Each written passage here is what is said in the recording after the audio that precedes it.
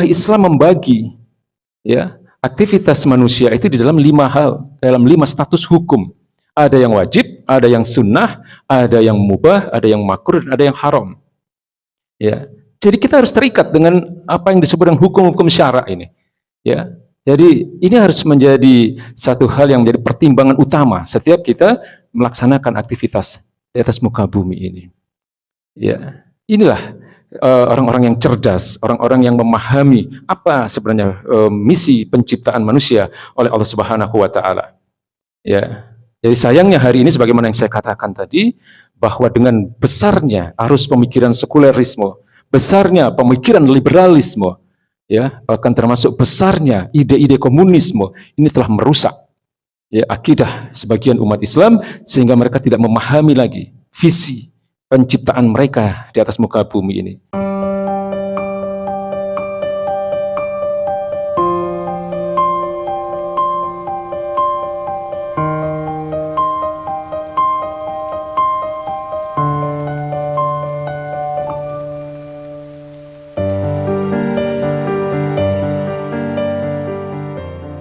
Jangan lupa bahwa Allah telah memberikan jalan untuk itu. Allah tidak melarang kita untuk mencintai kehidupan dunia, ya. Tapi Allah juga tegaskan, berikan pilihan kepada manusia, ya, bahwa kehidupan itu bukan hanya dunia, tapi juga di akhirat. Dan Allah berikan petunjuk, Allah berikan pilihan kepada manusia, mau mencari jalan yang fujur atau jalan takwa. Jalan fujur itu adalah jalan yang penuh dengan dosa, penuh dengan kemaksiatan, jalan yang menjadi penentangan kepada syariat-syariat Allah Subhanahu wa taala. Sementara jalan takwa adalah jalannya orang-orang yang tunduk kepada Allah Subhanahu wa taala. Orang-orang inilah yang beruntung. Ya, jadi jangan lupa bahwa misi kehidupan kita di dunia ini semata-mata hanya untuk ibadah kepada Allah Subhanahu wa taala. Jadi 3 pertanyaan ini, ya, dari mana kita berasal? Lalu kemudian untuk apa kita diciptakan di atas muka bumi ini? Lalu kemudian akan kemana kita setelah selesai semua kehidupan ini? Hanya Islam yang mampu menjawabnya dengan benar, dan hanya Islam yang akan menghantarkan manusia pada keselamatan hidup dunia dan akhirat nanti. Ya. Tidak ada jawaban yang benar kecuali dalam Islam. Ya. Maka orang-orang sekuler itu mungkin untuk jawaban atas pertanyaan pertama dan ketiga, mereka mengatakan bahwa manusia memang diciptakan oleh Tuhannya. Lalu kemudian nanti juga mereka akan kembali kepada Tuhannya. Tapi sayangnya di dalam pertanyaan yang kedua ini mereka tidak menjawab dengan benar. Ya, mereka hanya fokus pada kehidupan dunia. Lalu kemudian ketika mereka katakan, lalu bagaimana orang-orang yang masuk surga itu? Ya, sepanjang mereka berbuat baik, sepanjang mereka mengakui kebenaran semua agama, kan begitu. Ya, faham yang disebut dengan pluralisme itu.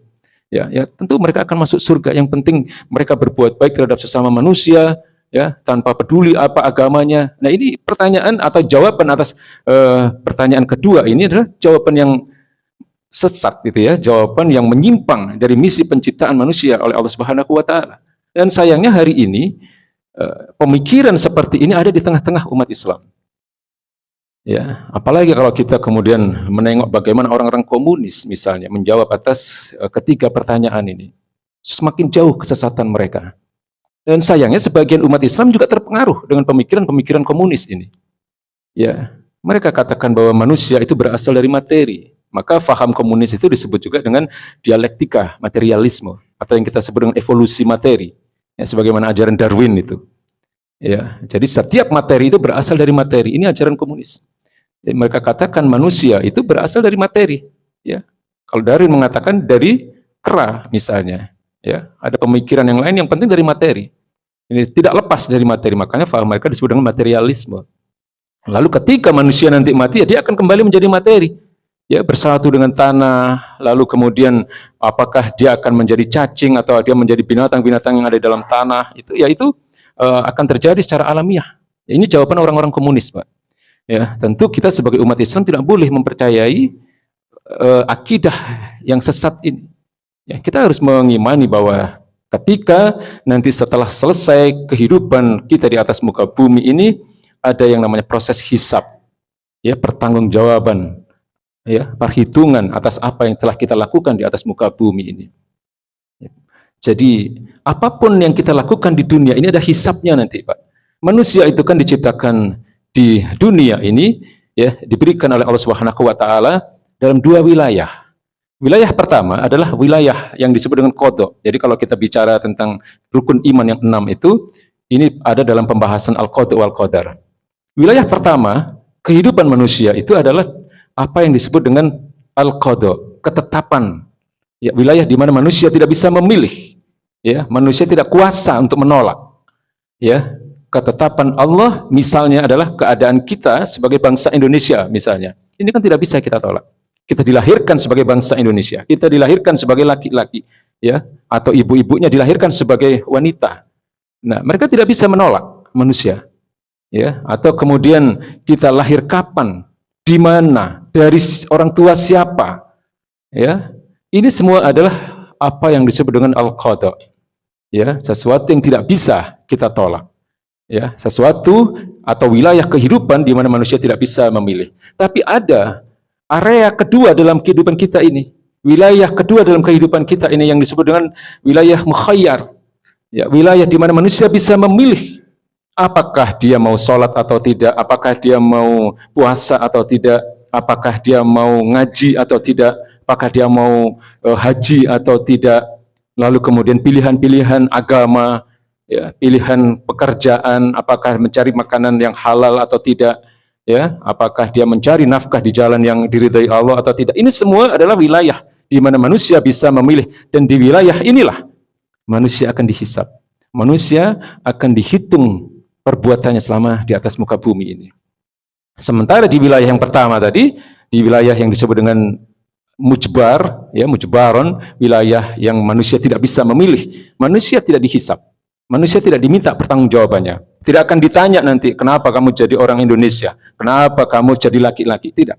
Ya, karena ini keinginan Allah, ini ketetapan dari Allah Subhanahu wa taala. Tapi di wilayah di mana kita bisa memilih, itulah nanti kita akan ditanya, Pak. Sekecil-kecilnya. Wa may ya'mal mithqala dzarratin khairan yarah, wa may ya'mal mithqala dzarratin syarran yarah. Semua apapun yang kita lakukan di atas muka bumi ini ada hisabnya, Pak. Maka sempurnanya Islam itu adalah Islam membagi, ya, aktivitas manusia itu di dalam 5 hal, dalam 5 status hukum. Ada yang wajib, ada yang sunnah, ada yang mubah, ada yang makruh, ada yang haram. Ya, jadi kita harus terikat dengan apa yang disebut dengan hukum-hukum syara ini. Ya, jadi ini harus menjadi satu hal yang menjadi pertimbangan utama setiap kita melaksanakan aktivitas di atas muka bumi ini. Ya, inilah orang-orang yang cerdas, orang-orang yang memahami apa sebenarnya misi penciptaan manusia oleh Allah Subhanahu wa taala. Ya. Jadi sayangnya hari ini sebagaimana yang saya katakan tadi, bahwa dengan besarnya arus pemikiran sekulerisme, besarnya pemikiran liberalisme, ya, bahkan termasuk besarnya ide-ide komunisme, ini telah merusak, ya, akidah sebagian umat Islam, sehingga mereka tidak memahami lagi visi penciptaan mereka di atas muka bumi ini. Sehingga tidak heran kalau kemudian banyak orang-orang yang sudah sukses luar biasa dalam kehidupan dunia, ya, hartanya mungkin miliaran, ratusan miliar, ya, bahkan mungkin ada yang mencapai triliunan, tapi mereka tidak peduli apakah itu halal atau haram, ya. Lalu kemudian kita bisa melihat berbagai pemberitaan ketika orang-orang yang secara dunia kita bisa melihat mereka sudah mencapai kebahagiaan sebenarnya, hartanya sudah mencukupi, bahkan berlebih, lalu kemudian dia punya keluarga yang baik, punya istri yang cantik, punya anak-anak yang lucu, anak-anak yang baik, tapi kemudian dia terjebak dengan narkoba misalnya, ya, terjebak dalam berbagai bentuk tindak kemaksiatan. Ya, ini karena mereka tidak paham misi kehidupan di atas muka bumi ini oleh Allah Subhanahu wa taala. Ya, misi penciptaan manusia di atas muka bumi ini. Ya, jadi terakhir saya ingin mengatakan bahwa ketika seseorang berpegang kepada Islam, ketika seseorang berpegang kepada Al-Qur'an, ya, sebagai panduan dalam kehidupannya, maka dia akan selamat. Ya, makanya Allah katakan bahwa Islam atau Al-Qur'an ini, ya, disebut juga dengan Al-Huda, petunjuk kehidupan. Al-Quran juga disebut sebagai Al-Furqan, pembeda antara yang hak dan yang batil. Ya. Al-Quran juga disebut sebagai An-Nur, cahaya kehidupan bagi manusia. Jadi Allah ini maha pemurah. Allah berikan semua apa yang Allah ciptakan di atas muka bumi ini untuk manusia. Tapi jangan salah di dalam memanfaatkan apapun yang diberikan oleh Allah ini. Jangan salah jalan. Ya, dan Allah telah tegaskan resiko-resiko orang-orang yang salah dalam menjalankan kehidupan ini. Allah katakan, "Wa man a'rada an dzikri fa inna lahu ma'isyatan dongka." Barang siapa berpaling dari peringatanku, maka mereka akan dipenuhi dengan kehidupan-kehidupan yang sempit, ya, kehidupan-kehidupan yang membuat manusia akan menderita. Ya. Jadi keselamatan dalam kehidupan itu hanya ketika manusia berpegang dengan Al-Qur'an dalam menjalankan kehidupannya ini. Maka Allah katakan Al-Qur'an ini adalah an-nur, cahaya. Allah katakan, "Ya ayuhan nas, qad ja'akum burhanun min rabbikum wa anzalna ilaikum nuran mubinah." Wahai manusia, sungguh telah datang kepada kalian burhanun. Burhan. Ini dalam bahasa Indonesia mungkin sering disebut dengan argumen, hujjah. Allah telah berikan hujjah yang kuat, argumen yang kuat dan masuk akal. Ya, yang dimaksud di sini adalah diutusnya baginda Nabi besar Muhammad SAW dengan risalah yang beliau bawa. Mir rabbikum, ya, dari Tuhan kalian. Wa anzalna ilaikum nuran mubina, dan telah kami turunkan kepada kalian Al-Qur'an itu sebagai cahaya yang jelas dalam kehidupan ini. Ya, atau di dalam surat Al-Baqarah ketika Allah katakan Allahu waliyul ladzina amanu yukhrijuhum minaz zulumati ilan nur. Allah atau orang-orang beriman itu pelindung mereka, wali mereka, pelindung mereka, penolong mereka adalah Allah Subhanahu wa taala. Yukhrijuhum minaz zulumati ilan nur. Allah keluarkan mereka dari berbagai macam bentuk kegelapan menuju kepada satu cahaya kebenaran. Secara gramatikal, ayat ini luar biasa. Ya, minaz zulumati ilan nur. Allah gunakan bentuk jamak ketika Allah menyebutkan kata kegelapan ini, zulumat. Tapi Allah menggunakan bentuk mufrad, bentuk tunggal ketika Allah bicara tentang cahaya kebenaran. Artinya apa? Kebenaran itu hanya ada dalam Islam. Tidak ada kebenaran di luar Islam. Ya, terkait dengan bagaimana kita menjalani kehidupan ini.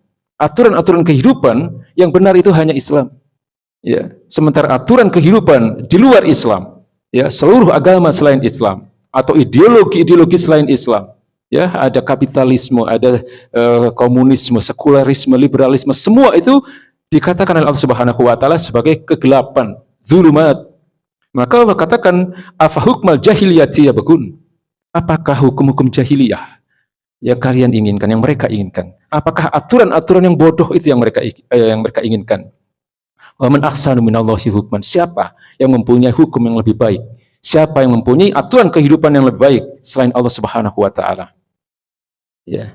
Lalu kemudian ketika Allah bicara tentang kegelapan itu, Allah katakan walladzina kafaru awliya'uhumut taghutu yukhrijunahum minan nur ila zulumat. Sementara orang-orang kafir, orang-orang yang ingkar akan kebenaran agama ini, wali-wali mereka, pelindung-pelindung mereka, penolong-penolong mereka adalah at-taghut. Taghut ini kalau dalam kamus mungkin diterjemahkan dengan setan. Ya, jadi setiap langkah-langkah kehidupan yang tidak sesuai dengan apa yang telah ditetapkan oleh Allah Subhanahu wa taala itu disebut dengan langkah-langkah setan, langkah-langkah yang bodoh. Ya, langkah-langkah jahiliyah tadi, hukum-hukum jahiliyah. Ya, auliya'uhum at-taghut yukhrijunahum minan nuri ilal zulumat. Setan-setan itu mengeluarkan manusia dari satu cahaya kebenaran menuju kepada berbagai macam bentuk kegelapan tadi. Ya, kehidupan yang tidak diatur oleh Islam. Inilah yang Allah katakan zulumat tadi. Ya, kegelapan-kegelapan tadi. Jadi sebenarnya kalau kita hari ini mungkin di sosial media kita ramai dengan istilah Indonesia gelap misalnya. Tidak ada kegelapan itu kalau kita berpegang kepada Al-Qur'an. Karena Al-Quran inilah, Islam inilah sesungguhnya cahaya kehidupan bagi manusia. Tidak ada kegelapan kalau kita berpegang kepada apa yang menjadi firman-firman Allah Subhanahu wa taala. Lalu pilihan diberikan kepada manusia. Apakah mau menjalankan kehidupan ini di jalan yang terang atau di jalan yang gelap tadi? Ya, Al-Quran ini al-huda. Al-Quran adalah petunjuk. Al-Quran adalah pembeda antara yang hak dan yang batil. Al-Quran adalah obat. Ya, Al-Quran adalah penawar bagi berbagai problematika. Bahkan Al-Quran juga menjadi obat bagi penyakit rohani ataupun penyakit-penyakit jasmani. Jadi intinya, Al-Quran adalah solusi atas berbagai persoalan kehidupan di atas muka bumi ini. Wa nazzalna 'alaikal kitaba tibyanan likulli syai'in.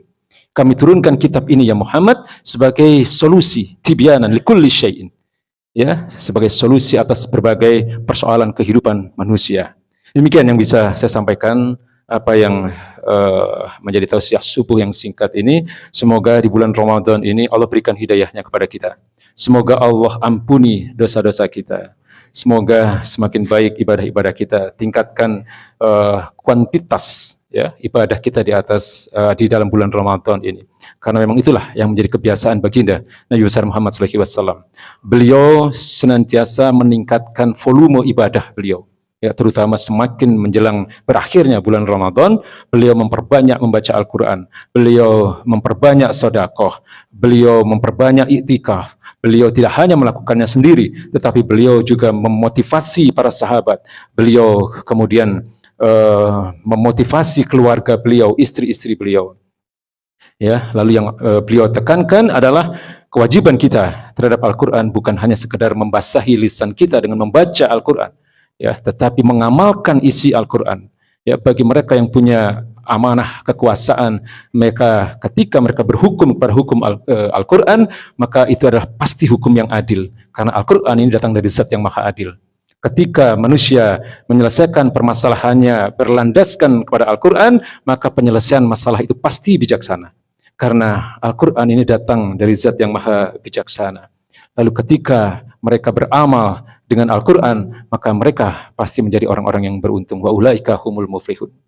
Demikianlah yang bisa saya sampaikan. Semoga menjadi bahan renungan bagi kita. Billahi taufiq wal hidayah. Wassalamualaikum warahmatullahi wabarakatuh.